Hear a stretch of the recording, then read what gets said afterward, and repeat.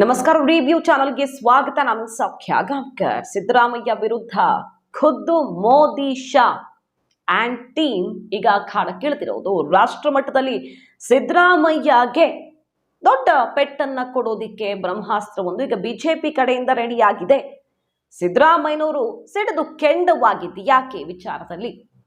ಲೋಕಸಭಾ ಚುನಾವಣೆ ಹೊತ್ತಲ್ಲಿ ಕರ್ನಾಟಕದಲ್ಲಿ ಕಾಂಗ್ರೆಸ್ ಅನ್ನ ಕಟ್ ಹಾಕೋದು ಮತ್ತು ರಾಷ್ಟ್ರವ್ಯಾಪಿ ಕಾಂಗ್ರೆಸ್ ಸ್ಟ್ರಾಂಗ್ ಇರುವಂತಹ ಕೆಲವು ರಾಜ್ಯಗಳು ಅಲ್ಲಿ ಹೊಡೆತ ಕೊಡುವ ಮೂಲಕ ಕಾಂಗ್ರೆಸ್ ವಿರುದ್ಧವಾಗಿ ಅಲೆಯನ್ನ ಎಬ್ಬಿಸುವಂತಹ ಈ ರಣತಂತ್ರ ಹೇಗಿದೆ? ಹಾಗಾದ್ರೆ ಕಾಂಗ್ರೆಸ್ ಯಾವ ರೀತಿ ತಿರುಗಿ ಬೀಳ್ತಾ ಇದೆ?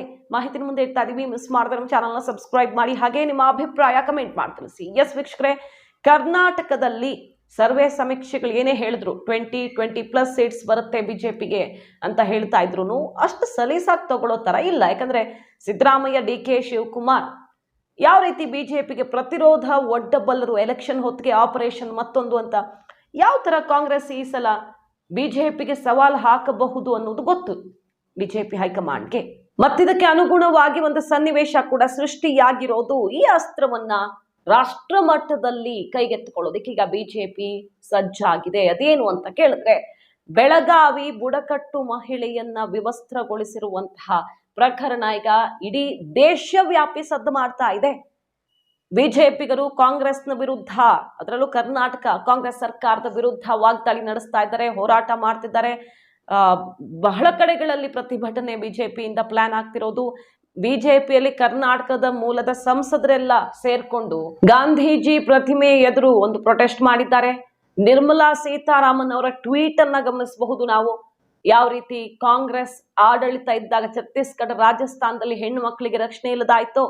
ರಾಜಸ್ಥಾನದಲ್ಲಿ ಈ ಕೇಸ್ ಕೂಡ ತುಂಬಾ ಹೊಡೆತ ಕೊಡ್ತು. ಎಲೆಕ್ಷನ್ ನಲ್ಲಿ ಕಾಂಗ್ರೆಸ್ಗೆ ಸಿಕ್ಕಾಪಟ್ಟೆ ಸದ್ದು ಮಾಡ್ತು. ಮಣಿಪುರದ ಕಡೆಗೆ ಪ್ರತಿಪಕ್ಷಗಳು ಕೈ ತೋರಿಸಿದ್ರೆ, ಹೌದು ಮಣಿಪುರ, ರಾಜಸ್ಥಾನದಲ್ಲಿ ಏನೇನು ಆಗ್ತಿದೆಯೋ ಅದನ್ನ ಖಂಡಿಸ್ತೀನಿ ಅಂತ ಮೋದಿ ಅವರು ಮಾತಾಡಿದ್ ನಾವು ನೆನಪು ಮಾಡ್ಕೊಳ್ಬಹುದು. ಸೊ ರಾಜಸ್ಥಾನದಲ್ಲೂ ಕೂಡ ಮಹಿಳೆಯರ ಮೇಲಿನ ಅನಾಚಾರ ಜಾಸ್ತಿ ಆಗಿದೆ ಅಂತ ಅದು ಒಂದು ಅಸ್ತ್ರ ಆಯ್ತು.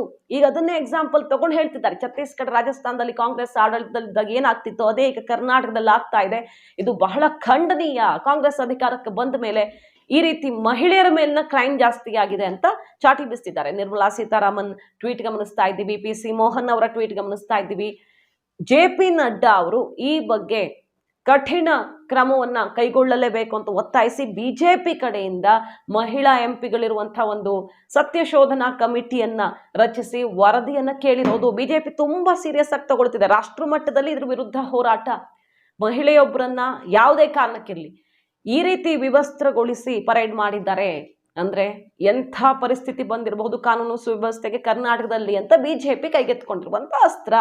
ಮತ್ತು ಮಹಿಳಾ ಸಂಸದೆಯರು ಈ ಸ್ಪಾಟ್ ವಿಸಿಟ್ ಮಾಡಿ ಮಾಹಿತಿ ಕಲೆ ಹಾಕಿ ಈ ಪ್ರಕರಣವನ್ನ ಬಹಳ ದೊಡ್ಡ ಮಟ್ಟದಲ್ಲಿ ಖಂಡಿಸೋದಿಕ್ಕೆ ವರದಿಯನ್ನು ರೆಡಿ ಮಾಡ್ತಿದ್ದಾರೆ. ಈಗ ರಾಷ್ಟ್ರವ್ಯಾಪಿ ಹೋರಾಟ, ಕರ್ನಾಟಕದಲ್ಲೂ ಹೋರಾಟ ಮತ್ತು ಕೋರ್ಟ್ ಕೂಡ ಚಾಟಿ ಬೀಸ್ತು. ಅದ್ರ ಬೆನ್ನಲ್ಲೇ ಬಿಜೆಪಿ ಮತ್ತಷ್ಟು ಅಲರ್ಟ್ ಆಗಿದೆ. ಕರ್ನಾಟಕದಲ್ಲಿ ಕಾಂಗ್ರೆಸ್ ಆಡಳಿತ ಇರುವಂತಹ ಕೆಲವೇ ರಾಜ್ಯಗಳ ಪೈಕಿ ಕರ್ನಾಟಕದಲ್ಲಿ ಕಾಂಗ್ರೆಸ್ನ ಬಲ ಜಾಸ್ತಿ ಇದೆ ಮತ್ತು ಲೋಕಸಭಾ ಚುನಾವಣೆ ಹೊತ್ತಲ್ಲಿ ಇದು ದೊಡ್ಡ ಅಸ್ತ್ರದಂತಾಗಿದೆ ಬಿಜೆಪಿಗೆ. ಆದರೆ ಕಾಂಗ್ರೆಸ್ ತಿರುಗಿಸ್ಕೊಡ್ತಾ ಇದೆ.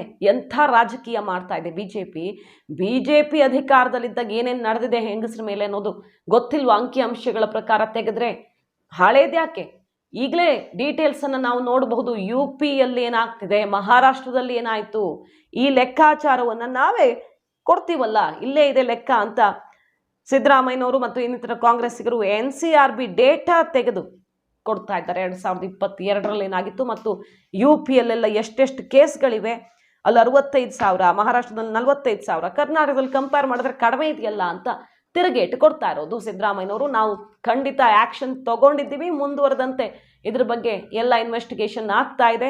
ಆದರೆ ರಾಷ್ಟ್ರ ಮಟ್ಟದಲ್ಲಿ ಇದನ್ನು ಈ ರೀತಿ ರಾಜಕೀಯಕ್ಕೆ ಬಳಸ್ಕೊಳ್ತಿರೋದು ಖಂಡನೀಯ, ಶೇಮ್ಲೆಸ್ ಅಂತ ತಿರುಗಿ ಬೀಳ್ತಿದೆ ಕಾಂಗ್ರೆಸ್. ಆದರೆ ಬಿಜೆಪಿ SC ST ಮಹಿಳೆಯರನ್ನ ಈ ರೀತಿ ನಡೆಸಿಕೊಳ್ಳಲಾಗ್ತಿದೆ ಕಾಂಗ್ರೆಸ್ ಆಡಳಿತದ ರಾಜ್ಯಗಳಲ್ಲಿ ಅಂತ ಒಂದು ಜಾತಿ ಅಸ್ತ್ರ ಮತ್ತು ಮಹಿಳೆಯರಿಗೆ ಈ ರೀತಿ ಅನ್ಯಾಯ ಆಗ್ತಾ ಇದೆ ಅನ್ನೋದನ್ನ ಈಗ ಸಿದ್ದರಾಮಯ್ಯ ಸರ್ಕಾರದ ವಿರುದ್ಧ ಪ್ರಯೋಗಿಸೋದಕ್ಕೆ ನಿಂತಿರೋದು. ಇದು ಯಾವ ಸ್ವರೂಪ ಪಡ್ಕೊಳ್ಳುತ್ತೆ? ಎಲೆಕ್ಷನ್ ಹೊತ್ತಲ್ಲಿ ಪ್ರತಿಯೊಂದು ಕೂಡ ರಾಜಕೀಯ ಬಣ್ಣವನ್ನು ಪಡ್ಕೊಂಡು ಬಿಡುತ್ತೆ. ಸಹಜವಾಗಿ ಅದೇ ತರ ಆಗ್ತಾ ಇದೆ. ಈಗ ರಾಜಸ್ಥಾನದಂತೆಯೇ ಕರ್ನಾಟಕದಲ್ಲೂ ಕೂಡ ಕಾಂಗ್ರೆಸ್ ಅನ್ನ ಈ ಅಸ್ತ್ರದಿಂದ ಕಟ್ಟಿ ಹಾಕಬೇಕು ಅನ್ನೋದು ಬಿಜೆಪಿ ಪ್ಲಾನ್ ಅಂತೆ ಕಾಣಿಸ್ತಾ ಇದೆ. ಲೋಕಸಭಾ ಚುನಾವಣೆ ಅಥವಾ ಯಾವುದೇ ಎಲೆಕ್ಷನ್ ಹೊತ್ತಲ್ಲಿ ಪ್ರತಿಯೊಂದು ಘಟನೆ ಕೂಡ ರಾಜಕೀಯ ಬಣ್ಣವನ್ನ ಪಡ್ಕೊಂಡು ಬಿಡುತ್ತೆ. ಈಗ ಕಾಂಗ್ರೆಸ್ ಅದಕ್ಕೆ ಕೆಂಡ ಕಾರ್ತಿರೋದು ಈ ವಿಚಾರದಲ್ಲಿ. ಮಾಹಿತಿ ನಿಮ್ಗೆ ಇಷ್ಟ ಆಗಿದ್ರೆ ಮಿಸ್ ಮಾಡಿದ್ರೆ ನಮ್ಮ ಚಾನಲ್ನ ಸಬ್ಸ್ಕ್ರೈಬ್ ಮಾಡಿ, ಹಾಗೆ ನಿಮ್ಮ ಅಭಿಪ್ರಾಯ ಕಮೆಂಟ್ ಮಾಡಿ ತಿಳಿಸಿ. Thank you.